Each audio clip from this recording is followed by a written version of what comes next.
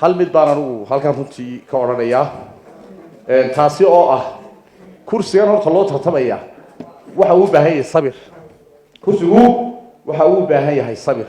haddaan qofku kursiga u sabrin oo uu degdego waxa weeyaan alcajala nadaama waxa allaala wuxuu helayaa ma jirto degdegu murugo ayuu keenaya kursigu sabir buu rabaa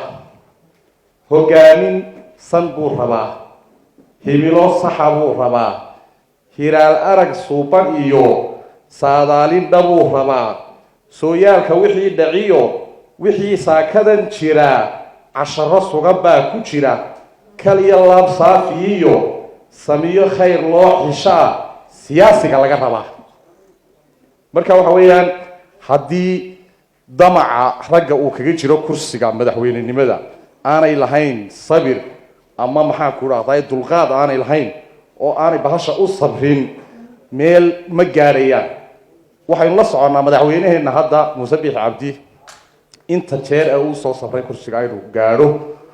ka soo bilow duurkii iyo gaajadii iyo dhibaatadii iyo diyahaalkii iyo diiftii kaynta ay ugu jireen asagii asxaabtiisii intii dhimatayna Allah u naxariisto inta joogtaana maanta sabir dheer iyo maxaa ku meel dheer ayay runtii kursigan inay fuulaan ay uga yimaadeen waxaanu la soconnaa intaasoo jeer oo kale oo maxaa ku dhahday la isqabtay maan rag waa mudacyaafkood intaasoo jeer baa la isqabtay intaasoo jeer ba wuxuu muujiyay sabir oo maalmaha qaar sidaynu la soconno waxa aad iyo aad loo hadalhayn jiro loo oranayo dadku hoosta ay ka oranayeen mu dagaalamo waayo uu isku dulqaad u sameynaya dulqaadkiina waxa uu u dhalay midho aad iyo aad u macaan oo ah halka uu maanta ku fadhiyo kursigiya haddaba ragga damaca uu ka hayo kursiga ee durbaanada tumaya waxaan leeyahay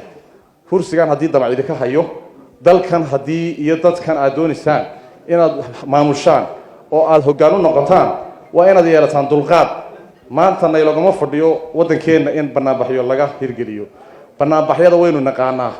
banaanbaxyada dhulkeena ka dhacaya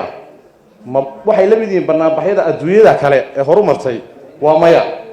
waxa la isku dayayaa in si maxaan ku raay qalalaas ku jiro banaanbaxyadii loo oogo xamaasad la geliyo rabshado laga dhaliyo banaanbaxyada dhexdoodii halkaana waxa ku burburaya hanti fara badan naf iyo maalna waa lagu waayaya taas laajigeed ayaa xukuumaddu mar walba waxay leedahay sharciga ha loo maro haddii banaanbaxyo jiraan taasna oo inagii arkaynay in maxamed kaahin madax wasiirka arrimaha gudaha uu lahaa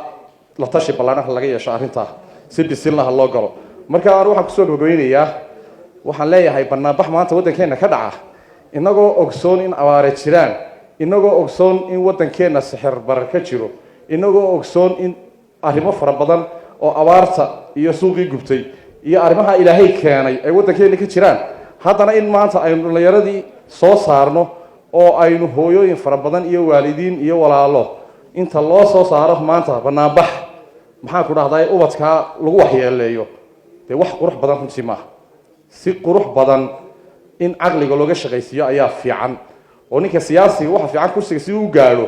isagoo sabir samaynaya inuu haddana afkaar tolmoon oo qurux badan oo kursiga ku heli karo inuu soo bandhigo oo haddii meel ay maxaan ku dhahay arrintu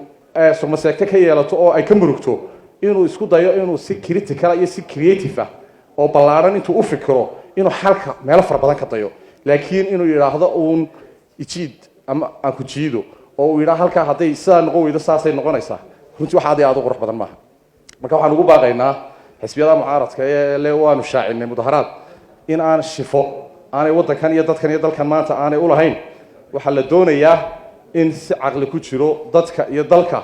maxaan ku raahday loo hogaamiyo loogana doono dadka iyo dalka inay si qurux badan oo fiican ugu codeeyaan kursigaana u saaraan intaas aan ku soo gabagabeynaya wassalaamu calaykum waraxmatullaahi wabarakaatuh